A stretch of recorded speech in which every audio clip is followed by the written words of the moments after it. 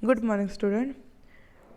Standard 12, subject account, chapter number 2, accounting for debenture.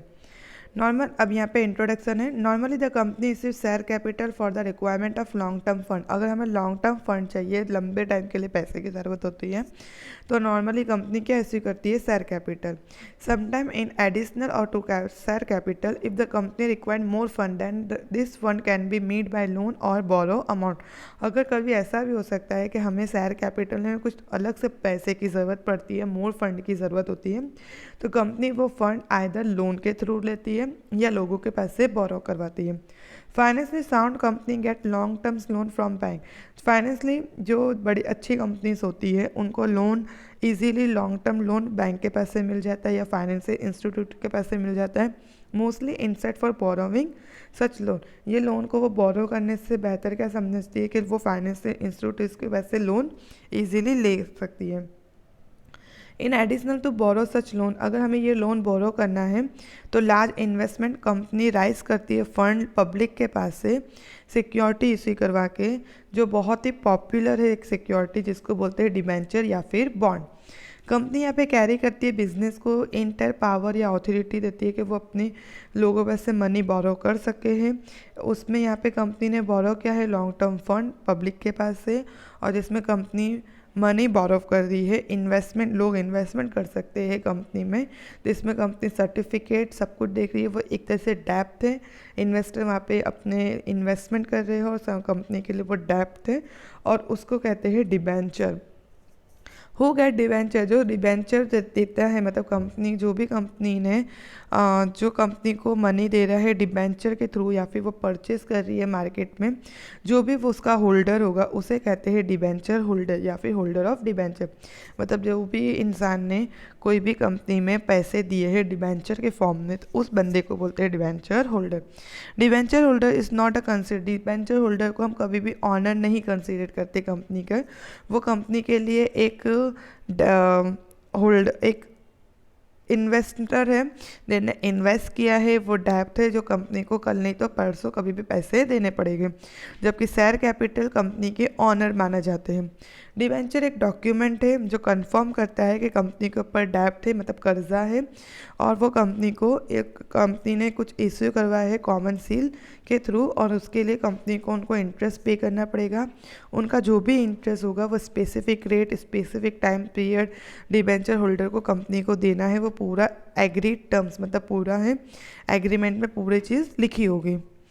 अब यहाँ पे है डिबेंचर जो सर्टिफिकेट होल्डर, जो वो होल्डर जो सर्टिफिकेट होता है उसके अंदर कंपनी का नेम, डिबेंचर होल्डर का नाम, नेम ऑफ डिबेंचर के कौन सा डिबेंचर उसने परचेज किया है, अमाउंट के डिबेंचर का क्या अमाउंट है, सीरियल नंबर्स क्या है, रेट ऑफ इंटरेस्ट क्या पे करना है, टाइम कितना है, इंटरेस्ट एंड ऑल्सो ड्रॉ, मतलब कितना इंटरेस्ट ड्रॉ करना है, when the debenture amount will be पे, डिबेंचर अमाउंट फ्यूचर डेट में कब पे करना है. ये सारा चीज़ सर्टिफिकेट के ऊपर मेंटेन, मतलब सारा चीज़ कंटेन होता है. अब यहाँ पे इम्पॉर्टेंस पॉइंट कि डिबेंचर के इम्पॉर्टेंस पॉइंट क्या है. सबसे पहले डिबेंचर एक डॉक्यूमेंट है जिसके अंदर ये लिखा होता है कि कंपनी मनी लैंड की गई है, मतलब मनी दिया है कंपनी को ऐसे लोन के रूप में, और वो डॉक्यूमेंट में कंफर्म होता है कि वो जो भी पैसे है वो कंपनी के लिए डेप्थ है, मतलब एक कर्जा है. सेकेंड, डिबेंचर जो सिक्योरिटी है वो उसमें फिक्स रेट ऑफ इंटरेस्ट पहले से डिसाइड होता है कि उसे कितने रेट ऑफ इंटरेस्ट पे करना है, और उसकी डेट भी पहले से प्री डिटरमाइन होती है. जैसे कि जब भी हम डिबेंचर लेते हैं तो उस पर इंटरेस्ट जैसे कि 5% या 8% या 9% वो पहले से फिक्स होता है, और कब पे करना है वो भी फिक्स होता है. Interest on debentures payable at the fix rate, fix rate पे इंटरेस्ट पे किया जाता है. डिबेंचर को हम नोन एज रेट भी बोला जाता है कि उसमें हमेशा रेट हमने लिखा ही रहेगा रिटर्न में. व्हेन डिबेंचर इश्यू, जब भी डिबेंचर इश्यू करवाते हैं तो उसका फिक्स टर्म होता है कि मनी कितने बोरो करने हैं, कितना रीपे करना है, कितना उसका एंड पीरियड है, एग्रीड पूरे टर्म में, ये पूरा रिटर्न डॉक्यूमेंट में होता है. एज पर इस कंपनी एक्ट के हिसाब से 2013 no company is allowed to issue debenture having maturity date more than 10 year. कोई भी कंपनी मोर देन 10 ईयर के लिए maturity date more than 10 year के लिए डिबेंचर को अलाउ नहीं कर सकती है। और कंपनी एंगेज अगर इन्फ्रास्ट्रक्चर प्रोजेक्ट में कंपनी है तो डिबेंचर मोर देन 10 ईयर के डिबेंचर इशू करवा सकती है, बट एक्सेस ज़्यादा से ज़्यादा 30 ईयर्स के लिए। मतलब अगर नॉर्मल कोई कंपनी है तो वो कंपनी को अकॉर्डिंग टू 2013 के हिसाब से वो ज़्यादा 10 साल से ज़्यादा टाइम के लिए डिबेंचर इशू नहीं करवा सकती है। और अगर वो कंपनी इंफ्रास्ट्रक्चर फैसिलिटी में है, प्रोजेक्ट में है, तो वो 10 साल से ज़्यादा से करवा सकती है, लेकिन 30 ईयर्स के लिए मैक्सिमम। डिबेंचर इश्यू जो करते हैं विथ और विदाउट चार्ज। विथ और विदाउट चार्ज का मतलब होता है आइदर विथ और विदाउट, मतलब मैंने जैसे कोई डिबेंचर लिखा है, अब किसी को बहुत कम रिस्क लेना है तो उसने विथ वाला लिया। विथ वाला मतलब यहाँ पे अगर वो मेरे कंपनी में इन्वेस्टमेंट कर रहा है तो वहाँ पे हमने उसको असेट कुछ बताया कि अगर हमारी कंपनी को लॉस हुआ तो हम ये असेट को सेल करके आपको पेमेंट कर देंगे, तो उसे कहते हैं with charge on asset. Without मतलब जहाँ पे उसने कोई गारंटी के फॉर्म में असेट चार्ज नहीं किया है। 7 यूजुअली डिबेंचर जो भी होगा वो स्टॉक एक्सचेंज में हमेशा लिस्टेड होगा। मतलब जब भी हम डिबेंचर को परचेस करें या सेल्स करें तो वो जो स्टॉक एक्सचेंज हमारा शेयर मार्केट होता है उसमें वहाँ पे उसका नाम, उसकी मार्केट प्राइस वो हमेशा लिखी हुई रहती है। If the terms of issue of debenture, जो भी डिबेंचर इश्यू अगर टर्म्स है अगर टर्म्स प्रोवाइड किया है कि डिबेंचर को, तो डिबेंचर को चाहो तो इक्विटी में कन्वर्ट कर सकते हैं। जैसे हम प्रेफरेंस को करते थे वैसे ही डिबेंचर को भी हम इक्विटी में कन्वर्ट कर सकते हैं। If the term of issue of debenture, अगर डिबेंचर जो प्रोवाइडेड है उसको तुम चाहो तो कन्वर्ट कर सकते हो। डिबेंचर लॉन्ग टर्म बोरो होता है, मतलब हम लंबे टाइम के लिए बोरो करते हैं, इसके लिए उसको हम बैलेंस शीट में नॉन करंट लायबिलिटी के अंडर हेडिंग में लिखते हैं। डिबेंचर होल्डर होता है, उसके पास कोई वोटिंग राइट नहीं होता है क्योंकि वो कंपनी को उसने उधार दिया है, उसकी रेट फिक्स होती है। डिबेंचर जो होल्डर होता है उसको हम फोर फीचर नहीं कर सकते। जैसे हम इक्विटी शेयर को फोर फीचर करते थे वैसे डिबेंचर को हम फोर फीचर नहीं कर सकते।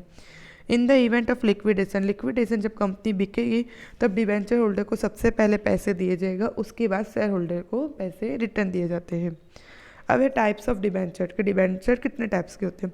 सबसे पहले on the basis of security के बेसिस पे दो टाइप्स के डिबेंचर होते हैं, जिसमें होता है सिक्योर या फिर मॉर्टल डिबेंचर। अब सिक्योर का वर्ड ही बोलता है कि हमने इस टाइप का डिबेंचर परचेज किया है जिसने कंपनी में सिक्योरिटी के फॉर्म में असेट कुछ रखा है, जैसे कि जब भी कुछ लॉस होगा कंपनी को या कंपनी लिक्विड होगी तो वो असेट को, जो भी उसने रखा है वो असेट को बेच के हमारे डिबेंचर होल्डर के पैसे वो रीपे करेगी, तो उसे कहते हैं सिक्योर, जहाँ पे हमारा रिस्क बहुत ही लेस होता है। फिर दूसरा है अनसिक्योर या फिर सिंपल और नेक डिबेंचर। ये डिबेंचर वो डिबेंचर होता है जहाँ पे हमने डिबेंचर लिया है लेकिन वहाँ पे उन लोग ने कोई भी सिक्योरिटी गारंटी के फॉर्म में नहीं दिया है, मतलब इन्वेस्टर को कोई गारंटी नहीं दिया है। यहाँ पे थोड़ा सा रिस्की होता है ये टाइप का, जो ये टाइप का डिबेंचर थोड़ा सा रिस्की होता है। हाँ, बस दोनों में डिफरेंट ये है कि यहाँ पे हमें इंटरेस्ट रेट थोड़ा सा ज़्यादा मिलता है। अगर हमें ज़्यादा प्रॉफिट कमाना है तो रिस्क भी हमें ज़्यादा उठाना पड़ेगा, अगर हमें रिस्क नहीं लेना है तो हमारा इंटरेस्ट रेट भी कम रहता है। फिर सेकेंड है as per as the negotiable and procedure for redemption. तो यहाँ पे होता है एक रजिस्टर डिबेंचर। रजिस्टर डिबेंचर का मतलब वो डिबेंचर जो पूरा रजिस्टर होता है, मतलब जिसके ऊपर रजिस्टर में उसका नाम, एड्रेस, रिलेटेड डिबेंचर होल्डर क्या है, उसको डिबेंचर कब ट्रांसफ़र करना है, कौन प्रॉपर नीड, मतलब पूरा उसके ऊपर लिखा हुआ रहता है। कुछ भी वो कोई भी थर्ड पर्सन आके कुछ नहीं कर सकता। जैसे कि हम चेक बोलते हैं ना, एक क्रॉस चेक होता है, एक बैरर चेक, तो रजिस्टर डिबेंचर मतलब क्रॉस चेक के जिसका है वही पूरा कर सकता है, उसी के नाम पे उसी के अकाउंट में एवरीथिंग होगा, किसी और को वो सर्टिफिकेट ट्रांसफ़र नहीं हो सकता।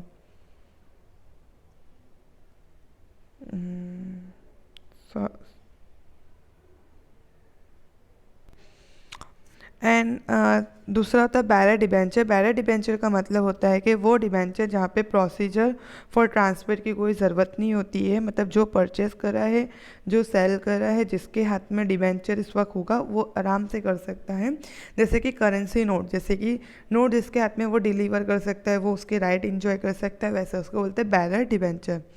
थर्ड है as per the condition. Condition में दो होता है, एक रिडीमेबल और एक इरिडीमेबल, रिडीमेबल वो डिबेंचर जिसमें कंडीशन है कि जब भी डिबेंचर की अमाउंट है मतलब सर्टन टाइम पीरियड के बाद उसे उसके पैसे जो भी उसको रीपे किया जाएगा तो उसे कहते हैं रिडीम डिबेंचर।